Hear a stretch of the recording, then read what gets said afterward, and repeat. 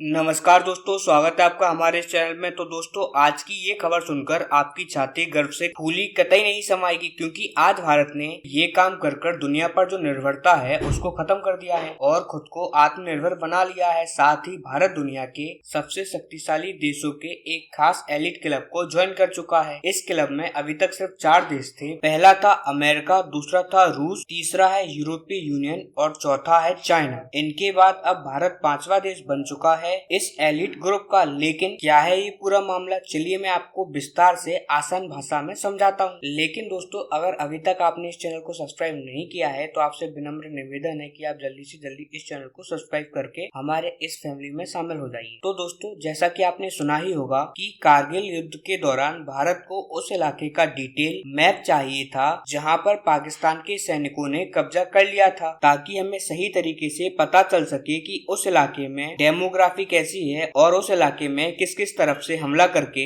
इन पहाड़ी चोटियों को छुड़ाया जा सकता है। और उस टाइम पर अमेरिका का जीपीएस बहुत ही ज्यादा प्रमुख था। अगर आप अभी तक जीपीएस नहीं समझते हैं तो आपके मोबाइल फोन में जो मैप है यही जीपीएस है। यही चाहिए था भारतीय सेना को उस टाइम पर, लेकिन अमेरिका भारत को उस टाइम पर देने के लिए रेडी नहीं था। खैर, समय बदला, टाइम बदला और अब ये जीपीएस भारतीय सेना तो क्या, हर एक बच्चे के हाथ में है, क्योंकि ये पब्लिक हो चुका है। हर कोई मोबाइल फोन में इसका उपयोग कर सकता है और इस टाइम पर भी भारत इसको लेकर काफी हद तक अभी भी अमेरिका पर ही निर्भर है। भले ही पब्लिक हो गया हो, लेकिन ये अमेरिका का जीपीएस सिस्टम है और दुनिया का ज्यादातर जनसंख्या आज भी इसी का इस्तेमाल कर रही है। सारे देश इसी पर निर्भर हैं, इंक्लूडिंग इंडिया। ऐसे में भारत ने सोचा कि भले ही ये जीपीएस भारत के एक फ्रेंडली नेशन का हो, क्योंकि आज के टाइम पर तो अमेरिका भारत का एक फ्रेंडली नेशन है, लेकिन फिर भी उस पर निर्भरता ठीक बात नहीं है। इसीलिए भारत ने अपना खुद का नाविक सिस्टम अब से कुछ सालों पहले लॉन्च किया था और उसके बाद धीरे धीरे जो सबके मोबाइल फोन हैं वो अब जीपीएस से धीरे धीरे करके भारत के नाविक पर शिफ्ट हो रहे हैं। अब आप कहोगे कि चलो निर्भरता खत्म हुई, लेकिन बात ऐसी नहीं है। निर्भरता तो अब भी बनी हुई है, क्योंकि हम भले ही नाविक सिस्टम का उपयोग कर रहे हो मैप देखने के लिए, कहीं पर जाने के लिए, लेकिन आप जानकर बहुत ज्यादा हैरान होंगे कि टाइम के लिए आज भी हम दूसरे देशों पर ही निर्भर हैं। जी हाँ दोस्तों, समय हम दूसरे देशों से पूछते हैं कि भारत में अब क्या टाइम हुआ है, और ये कोई मजाक नहीं है, ये सही बात है। बिल्कुल एक्यूरेट और सही समय बताने का जो यंत्र है वो घड़ी नहीं होती है, वो होती है एटॉमिक क्लॉक। स्क्रीन पर आप देखिए, ये कुछ इस टाइप का यंत्र होता है। इसमें कुछ इस प्रकार के डिवाइस लगे होते हैं जो कि एटम के वाइब्रेशंस को मेजर करते हैं और फिर आपको बिल्कुल एग्जैक्ट टाइम बताते हैं कि कहाँ पर क्या वक्त हो रहा है। इतना ही नहीं, ये जीपीएस के साथ इंटीग्रेट होकर आपको ये भी बता सकते हैं कि भाई फलानी जगह पर, फलाने लोकेशन पर ये वक्त हो चुका है। ये बहुत ही ज्यादा एडवांस सिस्टम होता है। दरअसल इस टाइप की क्लॉक अभी तक 4 ही जगहों पर बनाई जाती है, अमेरिका में, यूरोप में, रूस में और चाइना में। और अभी तक भारत में किसी ने भी एटॉमिक क्लॉक नहीं बनाई थी, लेकिन पिछले साल मई के महीने में भारत को इसे बनाने में सफलता हासिल हुई और भारत ने पूर्णतः इसे बनाकर तैयार कर लिया है और तब से इसे डिप्लॉय करने की तैयारी हो रही थी। अब इसे डिप्लॉय भी किया जा चुका है। दरअसल आप आपकी स्क्रीन पर देखिए, भारत इसे जो भारत का स्वदेशी जीपीएस है, नाविक सिस्टम, उसके साथ इंटीग्रेट करने जा रहा है। इससे न सिर्फ जीपीएस खुद का होगा, बल्कि पूरे देश में एक्यूरेट टाइम बताने का काम भी अब ये भारतीय एटॉमिक क्लॉक करेगी। दरअसल हमने अपने जीपीएस सिस्टम से, अपने टाइम सिस्टम से, हर जगह से विदेशियों को निकाल फेंका है। हम पूरी तरीके से स्वदेशीकरण कर चुके हैं और ये बहुत बड़ी उपलब्धि है। दरअसल आपको बता दूं कि दुनिया में दर्जनों ऐसे देश हैं जिन्होंने एटॉमिक क्लॉक बनाने की कोशिश की है, लेकिन आज तक कभी भी सफल नहीं हो पाए हैं। अब तक ये क्लॉक 4 जगह पर बन चुका है और 5वां भारत खुद है। ऐसे में आप अंदाजा लगा सकते हैं कि ये कितनी बड़ी उपलब्धि है भारत के लिए, और इसका इस्तेमाल भी करना भारत शुरू कर देगा। और आपके मोबाइल पर जो टाइम बताया जा रहा है वो भी अब से भारतीय एटॉमिक क्लॉक से ही बताया जाएगा।